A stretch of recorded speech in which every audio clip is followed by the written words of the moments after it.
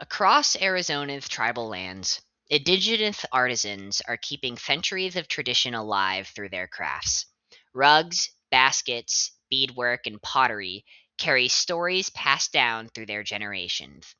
Yet behind this beauty, many artisans face an impossible choice: preserve their culture or earn a living wage.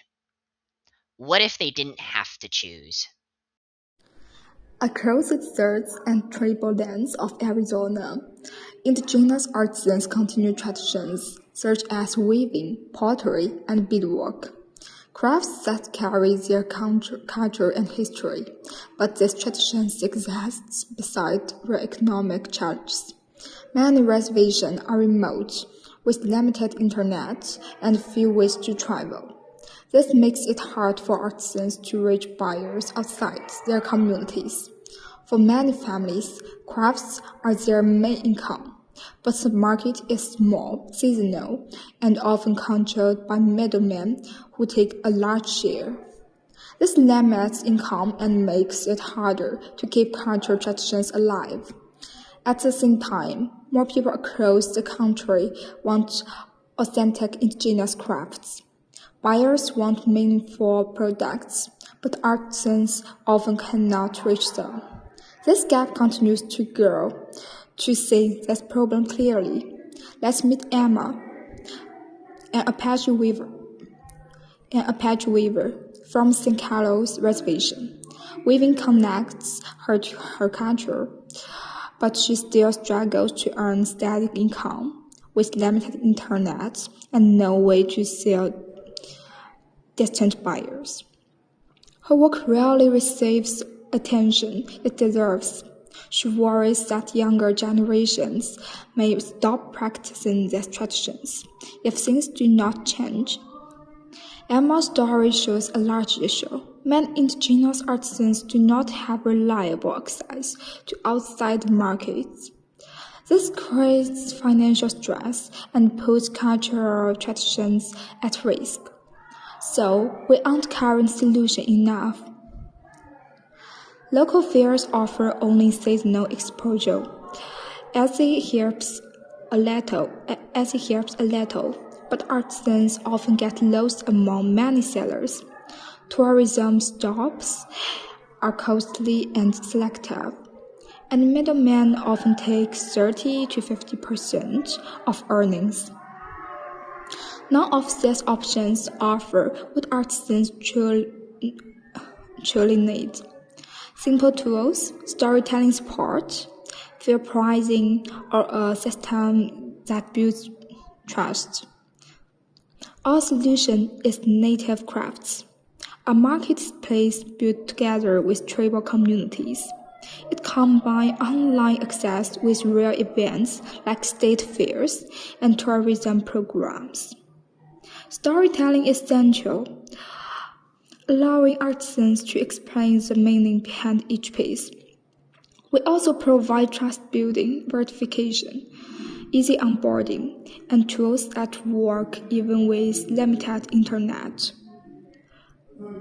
We charge a fair 15% commission, much lower than middlemen. Native crafts remove barriers and create directly connections between artisans and buyers. In the end, it helps protect culture while opening new economic opportunities. So, artisans like Emma can build a stronger and more hopeful future. To deliver this experience, Native Crafts must invest in several key areas. Technology development and hosting power the platform itself, while marketing, both digital and in person, brings artisans and buyers to the marketplace. Hands-on support and training ensure artisans can succeed even with limited experience online.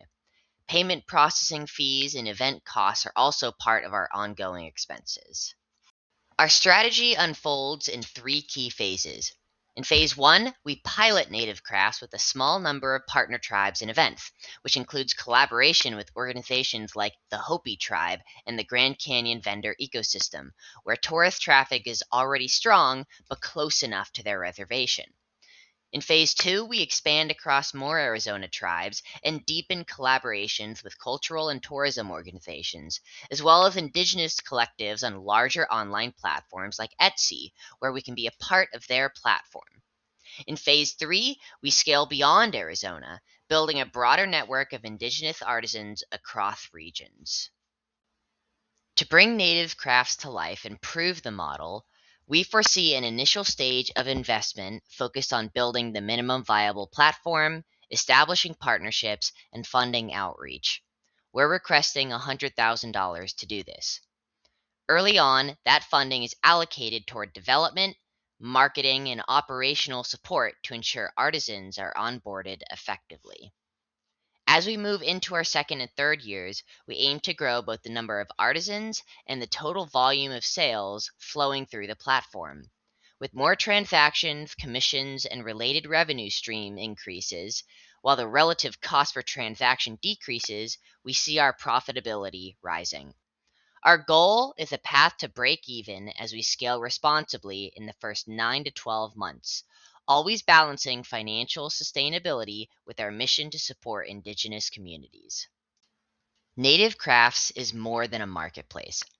It's a bridge between tradition and technology, between remote reservations and national buyers, between cultural heritage and economic opportunities. We are inviting partners, supporters, and investors who believe in fair access, cultural respect, and sustainable impact to join us. Together, we can help Indigenous artisans preserve their stories, strengthen their communities, and reach their audiences that they deserve. Support Indigenous artisans, preserve traditions, choose authentic. This is Native Crafts.